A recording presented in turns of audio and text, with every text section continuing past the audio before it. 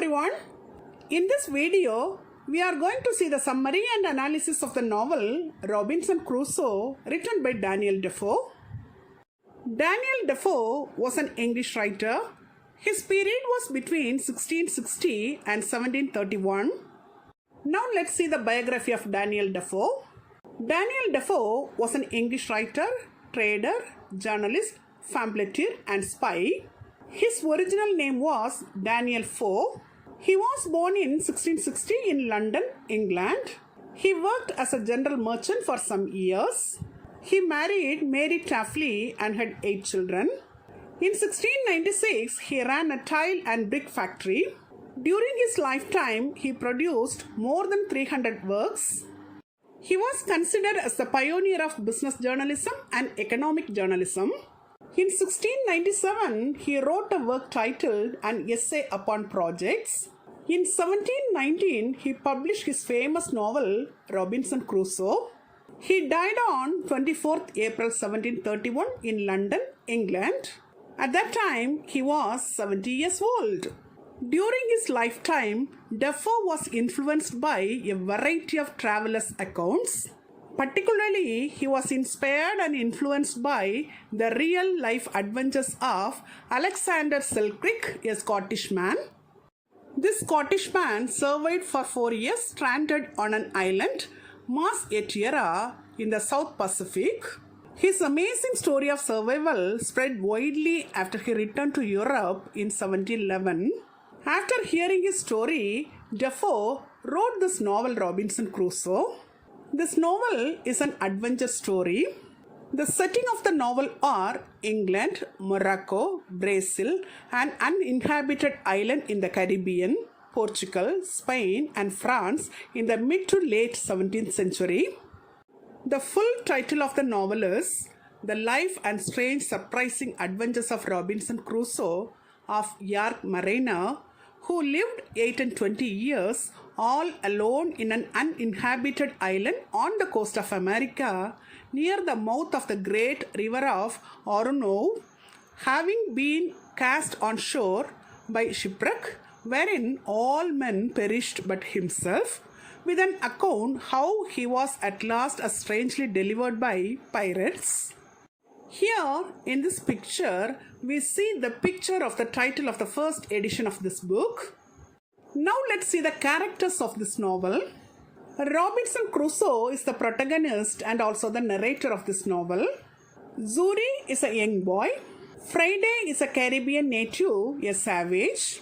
Another one character is Friday's father. Christianus or Christian or Cristiano is the Spanish prisoner. Will Atkins is one of the sailors who mutinies against the English captain. Ismail is a man from Sully.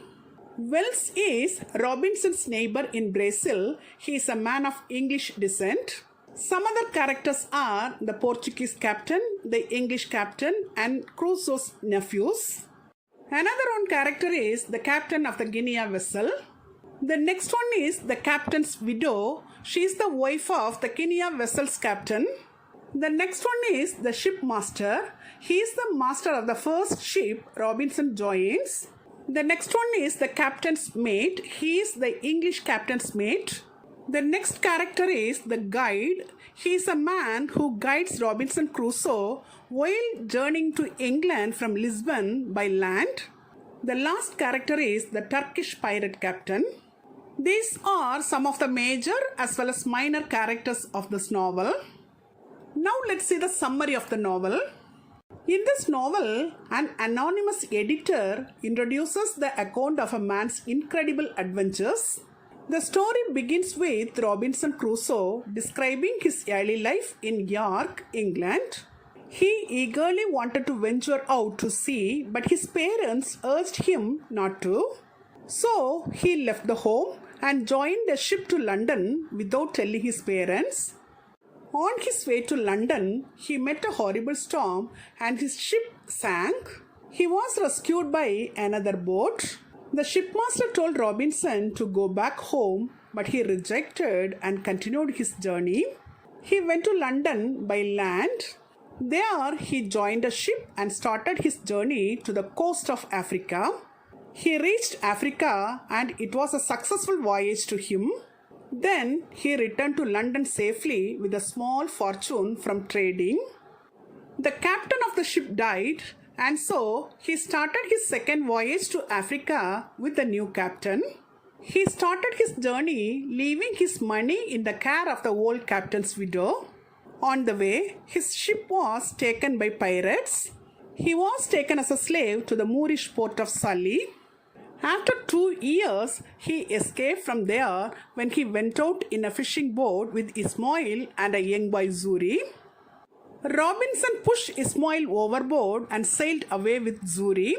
He reached the coast of Africa and the African natives on the shore gave him food and water. He saw a Portuguese ship there. The captain of that ship bought Robinson's small boat and brought him safely to Brazil. In Brazil, he bought some land and started a sugar plantation. He sold Zuri into the service of the captain. Then he started a voyage to Africa to bring back slaves for plantation work. On the way, his ship encountered a hurricane. His ship was wrecked and he tried to escape on a small boat. He was thrown into the sea and washed up onto the shore of an unknown island. He was the sole survivor of the shipwreck. The next day, he saw the wrecked ship from the shore. The wrecked ship was not far away from the shore. He was able to swim over to it, climb aboard, and salvage food, drink, and supplies. He built a makeshift raft and brought these things back to shore. Then the next day, a storm blew away the remains of the ship. In the island, he set up a tent and built a fence around it. He also kept a large wooden cross to mark days. Often, he continued to improve his dwelling too. He began keeping a journal and listed all of the good and bad things about his life on the island. Then, he started to grow rice and barley there. One day, his dwelling was severely damaged by an earthquake. Once, he became seriously ill and experienced a fever dream. Then he prayed to God and started to read the Bible. After some days, he recovered from his illness and started thinking about the importance of Christianity. He explored around the island and discovered a forested area with various fruit trees. He built another smaller dwelling there. He sowed some barley and rice. He gathered grapes in the forest and dried them into raisins. He learned how to harvest his grains and make bread, and also taught himself to make pottery. Now he was more comfortable in the forest and free from the wickedness of the society. Then he built a canoe to sail around the perimeter of his island. He captured some goats and tamed them. One day, he saw a man's footprint in the sand of his island shore and he ran and hid in his home. But he saw none there. Afterwards, he expanding his home's fortifications. Another one day, he saw piles of human remains scattered on the shore around a fire pit. They were the remnants of a cannibalistic gathering. Then he began to lead a much more cautious, careful life around the island. On the 23rd year on the island, there was a great storm, and he saw a ship wrecked. In the wrecked ship, he found some supplies and 2 drowned sailors. Now he was planning to escape from the island. One day, he saw a gathering of cannibals. They brought some prisoners with them. A prisoner escaped and ran towards Robinson's house. Here, in this picture, we can see the image of the Robinson's home in that island. When the escaped prisoner ran towards Robinson's home, he killed the cannibals and rescued the prisoner. The prisoner vowed to serve Robinson for life. Robinson named him Friday and taught him English and explained Christianity to him. From Friday, Robinson came to know that beyond Friday's native land, there was a land inhabited by Spaniards.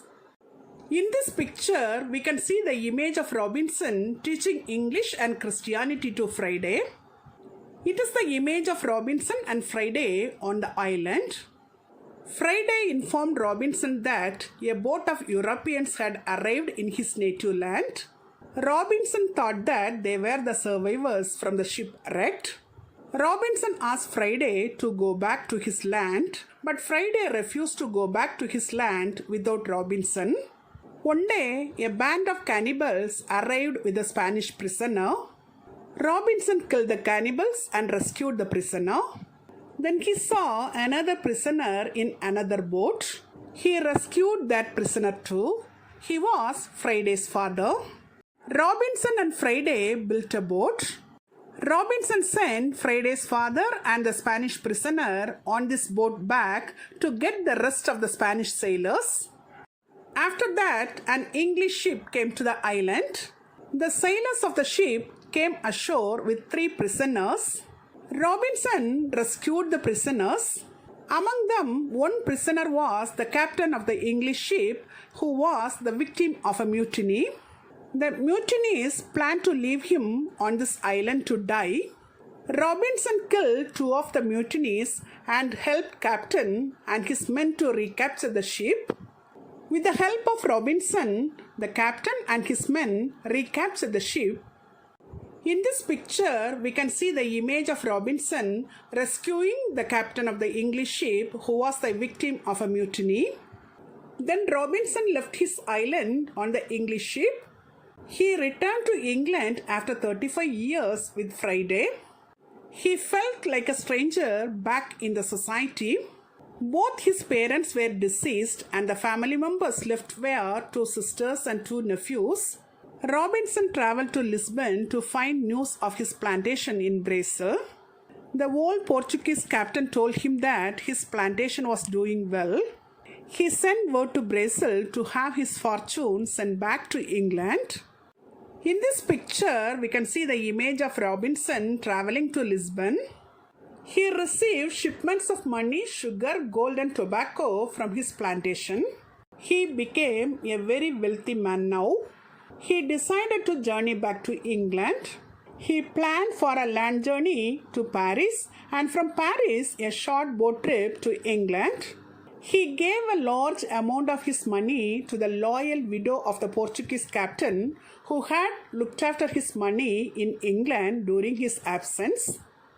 A group of travelers planned to go to Paris by land with a guide. Robinson also joined with them. On their way to Paris, across the Pyrenees, the mountains between Spain and France, they were surrounded by hundreds of wolves. They escaped from the wolves with their guns. Robinson safely reached France. From France, he returned to England and settled there. Then he got married. In England, one of his nephews became a sailor. Robinson had a desire to go back to the sea. After his wife died, he joined his nephew on a trading ship to the East Indies. Now, Robinson revisited his island. He saw that the Spaniards had established a colony there. Then he went to Brazil. In this picture, we can see Robinson revisiting his island. At the end of the novel, he tells the reader that he will tell all the details of these adventures more fully in a future account. With this, the novel comes to an end. Till now, we have seen the summary of the novel Robinson Crusoe. Now let us see the analysis of the novel. This novel was published in 1719. It is claimed to be second to the Bible in its number of translations. In this novel, Crusoe's journey takes place in the context of 17th century European imperialism and colonialism. During his lifetime, Defoe was influenced by a variety of travelers' accounts. He was inspired and influenced by the real-life adventures of Alexander Selkirk, a Scottish man. This novel is one of the central examples of novelistic realism. It is an adventure story. The setting of the story are England, Morocco, Brazil, an uninhabited island in the Caribbean, Portugal, Spain and France in the mid to late 17th century. The climax of the novel is Robinson rescues the English captain, helps him recapture his ship and finally leaves his island. In this novel, Robinson mostly struggles against the forces of nature like storms, earthquakes, and wild wolves. So, they are the antagonist of the novel. The sequel of this novel is The Further Adventures of Robinson Crusoe.